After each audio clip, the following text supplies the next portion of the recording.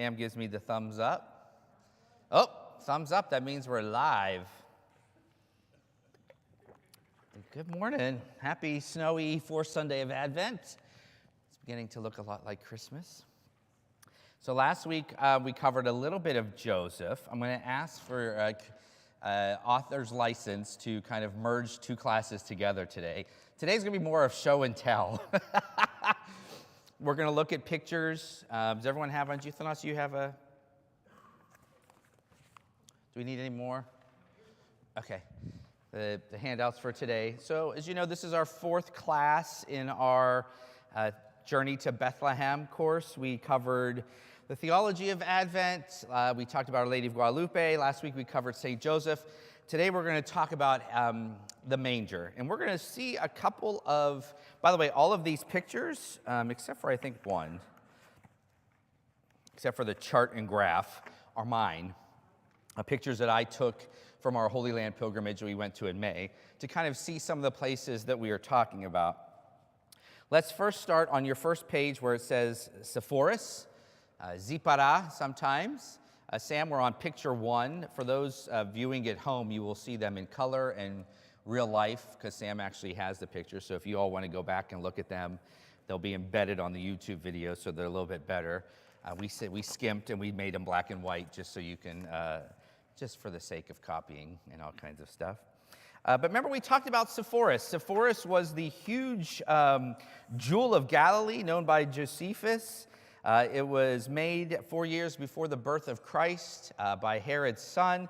It was a provincial capital for him. It was a huge booming metropolis. And the first thing I want to show to you is the picture number one, the first picture there under the Sepphoris, is from the kind of top portion of Sepphoris. It kind of sloped up to a hill where there's a fortress. And from there, I took a picture where you can actually see Nazareth on the hill. So on the hill, just north of there, you see kind of the city. That's Nazareth. So we're only talking 2-3 miles from Nazareth to Sepphoris, which is probably why Joseph lived in Nazareth. Joseph was a tecton. We talked about that last week. Not just carpenter with wood, but mostly tecton meant stonemason. And so he worked with stone, building homes. He was basically a general contractor, is what the Greek word tecton means. Moving into the town of Nazareth, he was able to find work and build homes there in Sepphoris.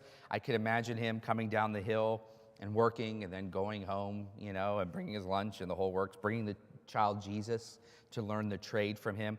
But I just wanted you to see in that first picture, you see the ruins of this huge metropolis known as Sepphoris, but more importantly, over top of it, you literally see Nazareth, which was just a couple miles away.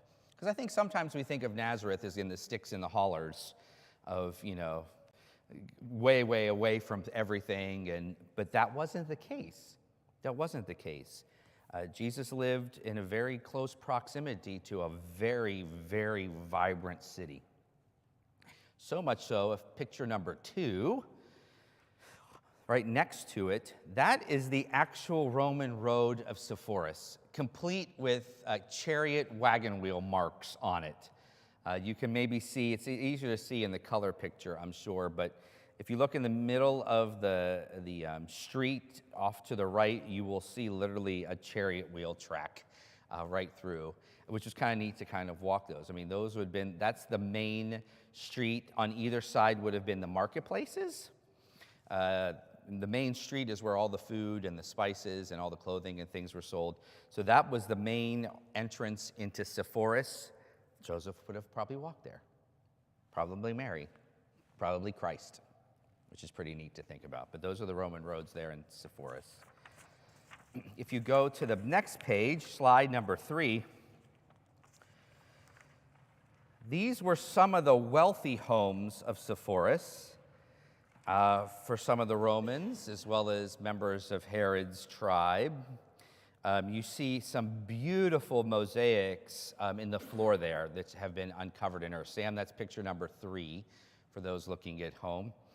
You can see kind of a garden scene with deer. You can kind of see in that picture, and leopards and vegetation and a little leopard eating a deer. But That also shows some bucks. If you had a mosaic floor like that in your home, you were lifestyles of the rich and famous. So Sepphoris, once again, was not this tiny little hole in the wall, but was a big booming city. Slide 4, Sam, is the amphitheater. There was a huge theater there. It actually fit anywhere from 3,000 to 4,000 people in it, which was quite large for its time. Those in the picture there, you see kind of members of All Saints, by the way, in that picture. We're sitting on the actual steps. I mean, these are actual unearthed seats where they would have sat to view theater. So this place was just a bustling place of theaters and art and marketplaces and a huge reservoir and synagogues and the whole works, the booming metropolis of Sepphoris that Joseph would have worked at. Okay? Any questions on Sepphoris? What year? Oh gosh, you're gonna make me do a year. What year was Sepphoris founded? 4. Yeah. Construction began in 4 BC. Okay. Is that to be why Joseph's there? Why Joseph's there? Probably Probably from the beginning. from right. He was in Nazareth, not Sepphoris, Yep. And it could have been that he couldn't afford Sepphoris. He was there, I think it was inception. Probably. So he was in a town that existed. Nothing existed there. True, Nazareth was older than Sepphoris. Yeah, Nazareth, and we're going to see pictures of Nazareth here pretty soon. Completely different type of town than Sepphoris. Nazareth really was a small little, tiny little place. If you go to the next page, we'll start to look at Nazareth, actually. I just have a couple pictures of Nazareth here. And this is actually under the Basilica of the Annunciation. So this is in Nazareth. If you can see from picture number, I got to remember 556, Sam, picture 6 first. You see what is in the background. You see kind of a rough bricked building. And then in the middle of it, which is on picture 5, you see the rough stone cave of a home. Okay? Remember houses, this one here. So this is, you're going to see, this is the whole kind of shot here on picture 6, and then picture 5 is a little bit more of a close-up shot of that.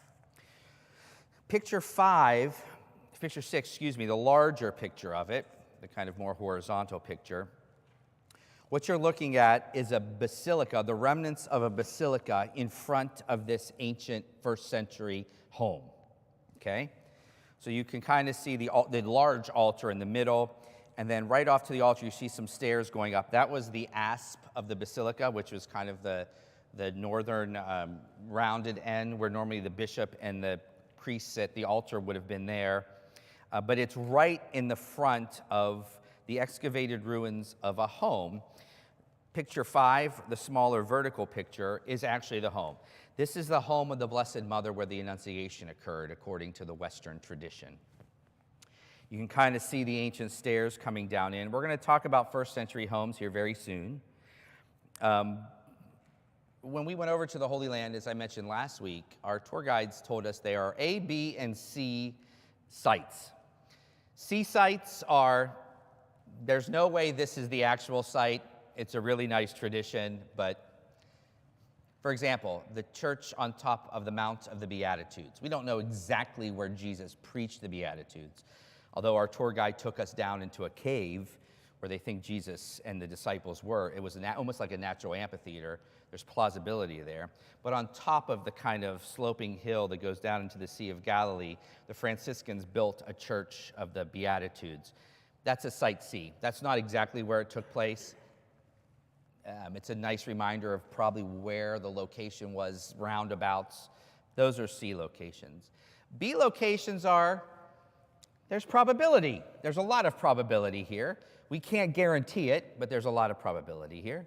And then you have A sites, which are, we know that this is the site where it took place because of X, Y, and Z. So for example, the Church of the Holy Sepulchre that's built over top of Calvary and the tomb of Jesus is a site A.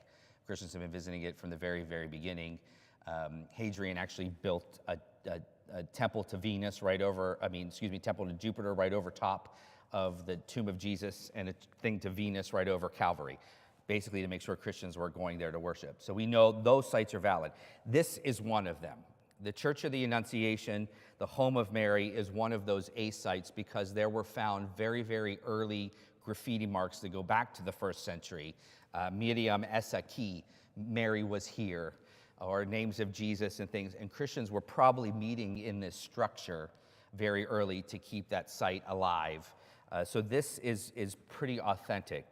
You can kind of see some brickwork, but you'll see, and it's very custom, we're going to see in some other places, homes, for the most part, were 2 levels. Dug-in basements are where the animals and things were kept. We're going to see that. Sometimes family lived there as well, too. Sometimes on top the family would live with a guest room. We're going to look at that. But because of the limestone in the area, the stone of Bethlehem, homes were always dug out of the ground. It was very easy to make a home that way. We think of homes like we have today. That wasn't the case. They were more kind of cave and home structures. So what you're seeing here is that kind of cave structure. What's really awesome is in picture 5, the kind of more vertical picture, you see an altar. And it's very hard to see in the picture, but when you're up close, verbum carum factum est hic. The word was made flesh, hic, here. Right here, which is really kind of cool. I love this area. This is one of my favorite churches, to be honest with you. Up top of the basilica, this is downstairs. The excavated stuff is downstairs. When you go upstairs is like a 1960s, god-awful, ugly-looking building church. I mean, it looks like a barn silo with praying mantis Marys. It's gross. But what's kind of neat is there's Marys from every different culture are all over, mosaics and statues. The American one is Carolyn, god-awful. I wish we would have some money and someone rip it down and put a new one up. This is an A site. Yeah, this is an A site, totally an A site. So this gives you an understanding of Nazareth. I didn't put more pictures in of Nazareth, but the 1st century synagogue where Jesus would have preached in Nazareth, down the street from the home of Mary and up the street from Joseph, is there. You can actually go into Joseph's home as well too, probably where before they lived together, which is kind of interesting. But there's a holiness about this site, and Christians have been going here since the 1st century. Okay, quite different than Sepphoris. Quite different than Sepphoris. Okay, the next page, which is one of my favorites too, the Shepherd's Fields. I love the shepherds. I love the story of Luke from the shepherds. In picture 7 of the Shepherd's Fields, you just see the fields, which are about 3 miles from Bethlehem. Sometimes we think of the shepherd fields as right near the city of Bethlehem. They weren't. It was a good distance outside of Bethlehem, on the outskirts of the city. Obviously, you needed sheep to be in pasture, so there had to be pasture areas up the hills. All of the sheep, I shouldn't say all, but a majority of the sheep that were sacrificed in the temple, especially for Passover, were raised in Bethlehem. So that was a large amount of sheep that would have needed pasture. You can see how quite large the shepherd's fields are. The picture, if I say, I should forget to mark these down. I think it's number 8, Sam. Is the image of us celebrating Mass in one of the caves. So in the shepherd's fields are several cave dwellings where the shepherds would have camped out. That would have been their lodging. The ceiling, the stone ceiling, was pitch black from all of the soot from fires, years of fires, and things of that nature. There were 3 main cave systems.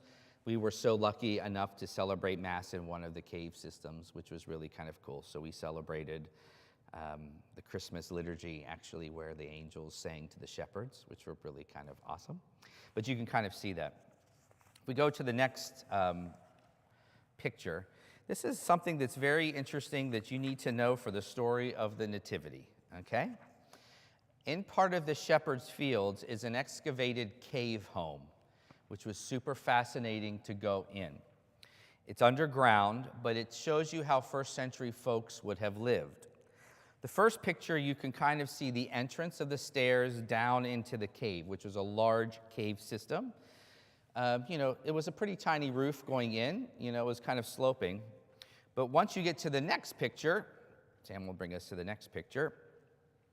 You kind of see Mary Jo and Hank, and there's Dawn. Dawn, you're back there. Nick Kipp is in there.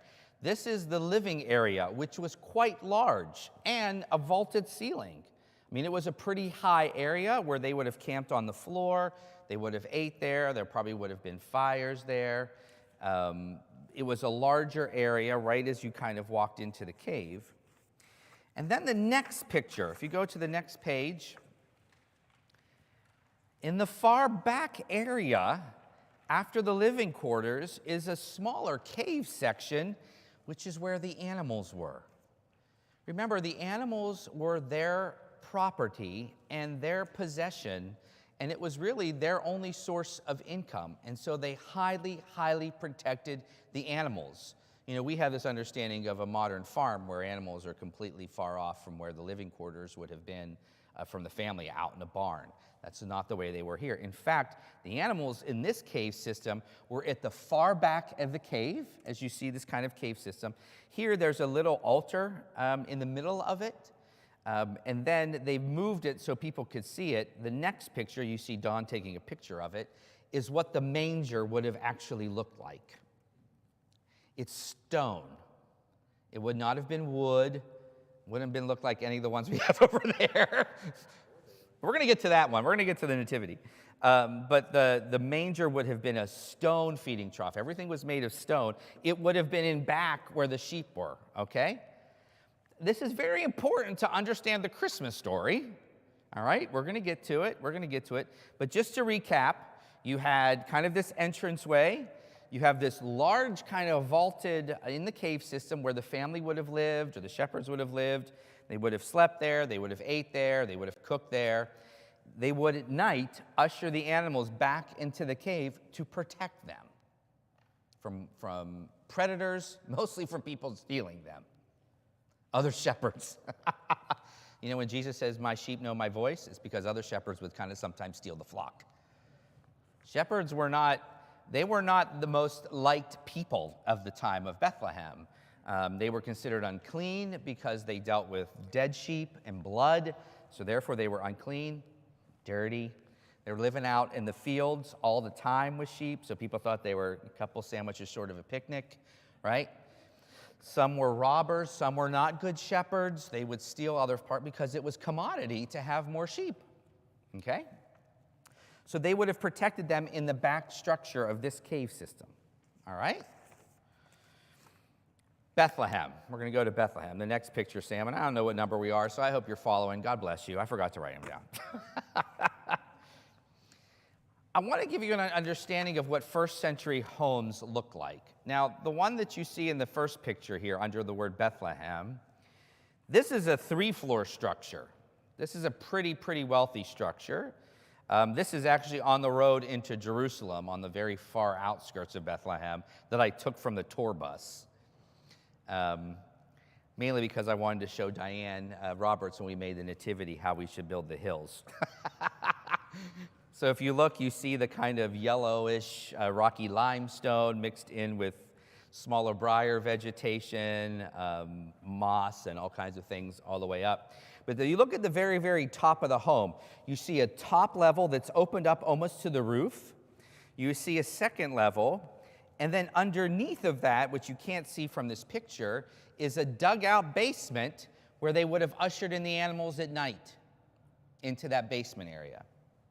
In the next picture, you see a little bit more of a more poorer home, but you kind of see the same structure. You see the kind of top of the structure at the top, and then you see the entrance to almost a cave system underneath where the animals would have been kept. Okay? And let's go to the next graph, because then this will make a little bit of sense. This is just an image that was taken, I found online, which I think is pretty good to show kind of a first century home. This is a kind of a 2-story, actually a 3, because on the top you have a roof, okay? Sometimes that's where guests would have been staying, All right, you got a penthouse suite there in Bethlehem, right? They probably would have put up a tent or things of that nature. Definitely during Sukkah, which was the Feast of Tabernacles in the fall, they would have built an outdoor tent made of leafy vegetation and things to show how God protected them during the 40-year journey in the wilderness. And they would have slept and ate out there the whole time. But there's the top level. On the bottom level, the second level, you see an upstairs living space. You kind of see a family there. There's a loom. There would have been some bedding. And then when you go down to the basement, you kind of see a man bringing in a donkey, and you see the area where they would have kept the animals. Here you see a goat and some chickens. And then if you notice the word kitchen, sometimes family would have stayed down there. All right? The next picture is the guest room in the shepherd's fields known as the Cataluma. I remember when I first started talking about the Cataluma here, people were like just absolutely blown away. Because we have this understanding of the Christmas story that's not the Christmas story from the scriptures, okay? So we have this kind of image of Mary and Joseph. She's like ready just to give birth like at any moment, and she's on a donkey, poor thing, and it's raining, and Joseph is going, knocking door to door, please, finding room at the Motel Inn of Bethlehem. Right? Knocking on the doors, please let us stay. No, he can't. And then some gruff innkeeper comes out and says, we ain't got no room. And then his wife is like, we got room out back where the animals are, right? That's kind of this weird, none of that is biblical. None of that is biblical. No. Luke says, when the time came for her to give birth to her firstborn son, there was no room for them. And the word that Luke uses is kataluma. There were many words for inn, or hotel or motel as we would know it. That is not the word that was used by Luke. Luke uses kataluma, which was the guest room, or sometimes the place where travelers lodged. That's sometimes an English translation of that. That doesn't mean the red roof of Bethlehem. That means hospitality was a huge deal to first century Palestinians, right? It was a big deal. You would never turn anyone away. There was always a guest room, like most of us have in our homes now. When people come to visit, they have a place to stay. And so there was always a room. Joseph comes back to Bethlehem, which is where he was raised. That's the city of David. He's of the tribe of David. He's from Bethlehem. We know that there was a census, probably for taxation purposes, and people were back in their hometown. We have no idea why, but the guest room in the family home of Joseph was packed. Aunt Ruth, Uncle Jebediah, they're not giving up any place for that girl from Nazareth, right? Who said an angel came and she's now pregnant. Right, Joseph. I can't believe you believe her, right? Humanity hasn't changed much. I can imagine that was going on. So the best place for her to give birth to the child was where there was a quieter place. Where? Where the animals were. And the animals weren't off in some distant place. The animals were downstairs in the cave structure in the basement. Which means we have this understanding, we see this kind of barn, and Mary is by herself, and Joseph's like, what do? I don't know how to deliver a child, right? And Mary's just kind of doing this all by herself. Once again, probably not biblical. There would have been midwives. There might have been relatives who came. That would have been customary. She wouldn't have given birth by herself. I just love, and so that to me, that image, by the way, of the barn and far away and all of that comes really from St. Francis of Assisi. He erected the first kind of nativity set during his lifetime to get people to really understand, which was kind of what they would have known in medieval Europe. A wooden stable outside the home structure, in quiet and peace and all that. But that was not the case. Because I think when we think of Christmas like that, we reduce to the incarnation, again, as something other and distant and away. When in reality, Christ comes right in the middle of our situation, right in the middle of time, right in the middle of our family mess, to be honest with you, right into the middle of a crazy family system, down to the depths of a dirty, manure-filled stable, which was known in that time as a cave. God comes right in the midst of the myths, which is, I think, more important than this kind of distant understanding of Christmas. Okay? All of that now is to show you what the Church of the Nativity looks like. So if you go to the next places, we're going to go through a couple pictures here. But the first picture is you will see a star, a large star, a silver-pointed star that marks the back of that cave structure. We're going to look at the cave structure. Remember the one from the shepherd's fields, right? It's in the back of the cave, which is where the animals would have been kept, which kind of marks that back spot. You can actually put your hand in there. It's now very, very smooth from centuries of Christians touching it or kissing it, but it's actually the floor of that cave structure. The next picture, you see me kneeling at the place where the manger was located. Now remember, the manger was stone. It's no longer there, by the way. It's in the Church of St. Mary Maggiore, or St. Mary Manger in Rome. It's been chiseled out and taken away, but you can see where it was actually in the wall there. Behind the grate, you can kind of see it's very black in the picture, but you can kind of see the markings of years of soot and fires and candles that kind of mark that place. And then on the back of your sheets, you can actually see the grotto cave structure. The one picture, you can tell because it's my bald head, is looking at the back of the cave where the spot is located for where the animals were, where Christ would have been born. And then the other picture shows you what's behind me. So basically, it's the cave structure. Back in the time where it's St. Helen, so once again, a site church. In fact, this is the first Christian church in the world. St. Helen built this church. It's one of the first churches she built, Constantine's mama. One of the first churches she built in the Holy Land. It's the most ancient. Christians were going to this site very, very early on in Bethlehem. They were praying there. They were meeting there. There was graffiti marks on there. During her time, just like the Church of the Annunciation, it was actually open floor, so you can actually see down into the cave structure. They eventually closed that up after fires and all kinds of other things. But you can kind of see the cave system where the Christ child was born.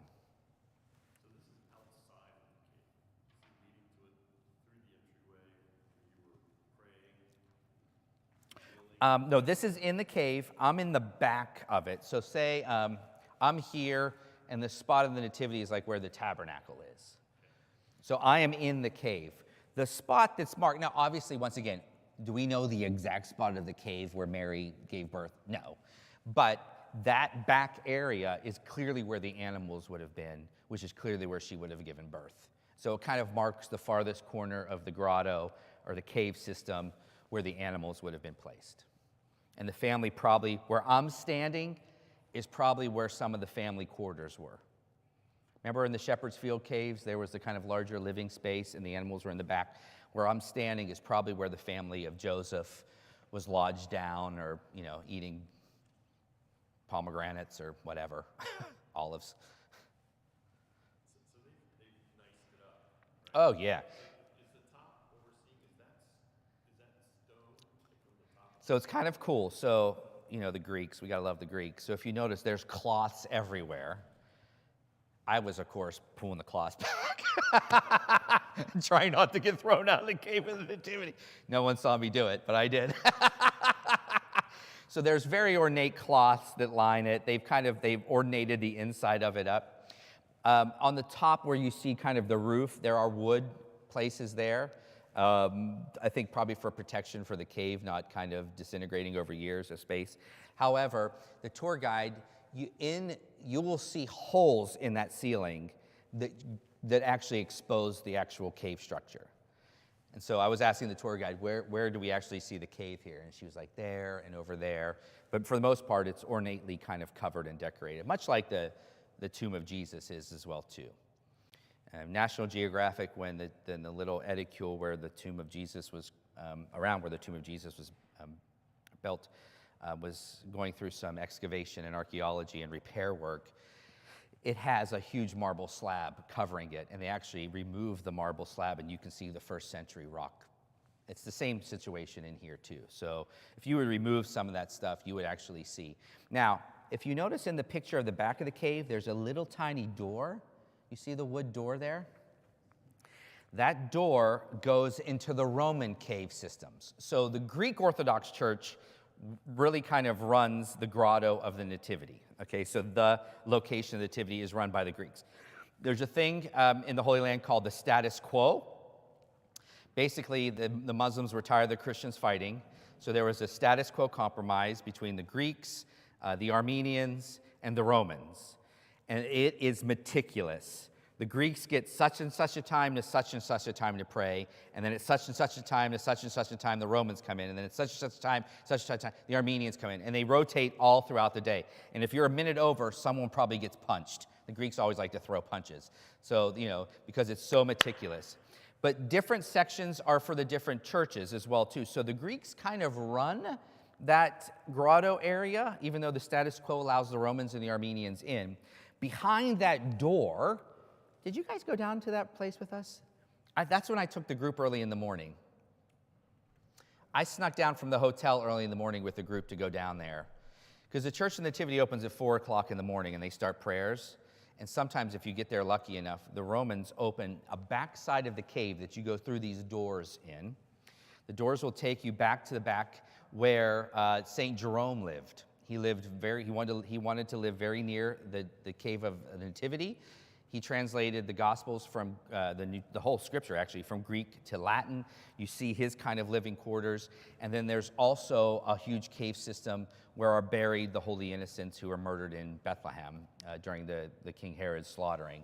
So you see some of their tombs and stuff. So that is all natural rock. There is no fabric there at all. So you really get to see it. What's kind of interesting is you come up to the door, and there's a little peephole so you can kind of see into the cave of the Nativity. And the Romans will open it when it's their time to pray, and it has to be shut when they're not allowed to pray anymore. But through those doors, you really see the full cave structure. You see the full cave structure. Where did you spend the night? So when I first was there, the Franciscans run a really neat retreat center right off the Church of the Nativity that opens up into the Church of the Nativity. There's 2 churches. There's the actual Basilica of the Nativity, and then joining it with a door is the Church of St. Catherine, which is the Roman Church. If any of you watch online, sometimes they will show it live on Christmas Eve Mass from Bethlehem. And they process with the baby Jesus down into the grotto. It's the church next door, and that opens up to there. So I stayed there the first time. When we went as a group, we stayed further up on the hill at a brand new hotel, which was actually one of my favorite hotels. It was really, really nice. Little did I know, I think I had COVID during that time, but I was at this hotel, which was really lovely, and you can walk down into Bethlehem. Yeah. Who else? There's other hands.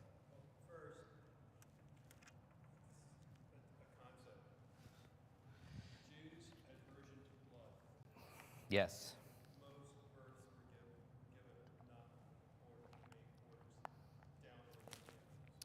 So did you hear what Thanasi said? There was a deep aversion to blood. Anyone know why in the Jewish world during the time of Christ there was a deep aversion to blood? Life was considered to be in the blood. And so messing with blood is messing with life and entering into God's territory. So touching any of the blood, that's why if you touched a dead body, you came in contact with blood. Women who menstruated or women who went through labor had to go through mikvah baths because of the bloodletting to be ritually pure to go back to worship in the temple. On February the 2nd, the Feast of Candlemas, it used to be called the Purification of the Blessed Virgin Mary. 40 days after the birth of Christ, because of the bloodletting, the mother would go to the temple or to any area where there was a mikvah, which is a large running water. It almost looks like a baptismal pool. It's actually the foundation of baptism. To be cleansed and from the uncleanness of bloodletting, and then they would offer a sacrifice of thanksgiving in the temple. So what Thanasi was saying is because there is such an aversion to blood, women would give birth outside of the family living area because it would deem it unclean.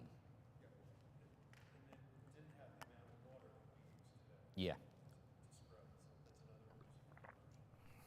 Now, encasements of the caves and everything, that was very practical. If you didn't encase it, people taking souvenirs. Yeah, That's true. So I don't know if you heard Thanasi is if you didn't encase it, people would take souvenirs home. In fact, when you look at our nativity, there's the window ledge, and under the window ledge, you will see a large rock, which came from the cave of the shepherds that I took and put in my pocket, and it's now glued in our nativity. So you can kind of see. By the way, when we built our nativity, so we tried to model our nativity off of the understanding of where the animals were. So you see the door that comes down into the stissum, right? On the left, you see the kind of door. We kind of made it rough, rocky as much as we can. I kind of want to make it more as a cave, but that's a whole different story. But where the animals would have been. But yes, Thanasi's right. People taking souvenirs home from the Holy Land is well documented from earliest times. In fact, Egeria, you hear me talk about Egeria a lot. Egeria was a nun from Spain in the 3rd century who spent a whole year with the Christians in the Holy Land. And she wrote actually a diary that recorded every liturgy that she participated in and how the Christians celebrated it in the Holy Land. You can go find it online. It's called The Travels or the Pilgrimage of Egeria. And on Good Friday, she talks about what we do on Good Friday is we venerate the cross. The Gospel of the Passion is read, and then we bring the cross out and people come up and kiss the cross. That actually goes back to the very, very ancient practice that Egeria notes. Because St. Helen finds the cross. There's a whole story about that. But St. Helen finds the cross. They had the cross in a large silver casket, a huge chunk of it at the time. And Egeria talks about when it comes time to venerate the cross on Good Friday, after reading all the Passion Gospels, a table is brought out with a very fine cloth, and then 3 or 4 deacons carry that silver casket and lay it on the table and stand guard. Because when you would venerate the cross back then, you came up and you knelt, you touched it to your forehead, you actually touched it to your eyes, and then you kissed it, and then some people did it to take a souvenir of the cross home. So the deacons would stand there to beat it out of people's mouths when they venerated the cross on Good Friday. So Egeria talked about, otherwise people take home pieces of the cross. So yes, taking home pieces of sacred spaces has been attested very, very early on, which is another reason for the coverings. If that rock goes missing, someone took it. Yeah, I had a pocket full of various rocks. They're from the Sea of Galilee, from the Church of the Holy Sepulchre. I couldn't get one from the Nativity because it's pretty. There's just marble everywhere, and it's very hard to actually find a piece of it. Next time, bring a chicken. Father's taken an awful long time to venerate that spot. Now, I will say, though, when you venerate, and Carolyn can attest to this, when you venerate that spot, there's a Greek priest standing right there. In full, just standing. And some are very, very nice, and some I've got yelled at by. But there was always a Greek priest standing there when people, and it's just hordes of people coming in. The reason why I'm by myself in this picture, for the most part, you can see maybe 3 or 4 people off to the left. As I mentioned, the Church of the Nativity opens up very, very early in the morning. And when I first went over there, I was just so jacked up to see everything, and my clock was off anyway, so I was up at like 3. Plus, the minarets, our Islam brothers and sisters start with their cries, so they wake you up pretty early. So I went to the Church of the Nativity, and I just was kind of looking in the side, and the Greeks just finished, and the Romans were going down to say Eucharist. And so I snuck down with the Romans before they started Eucharist and went to the back of the cave just to be able to pray by myself before they started Mass. And then I snuck out. But that's why I'm in there by myself. It's very, very rare to see something empty like this when you go to the Church of the Nativity. Good?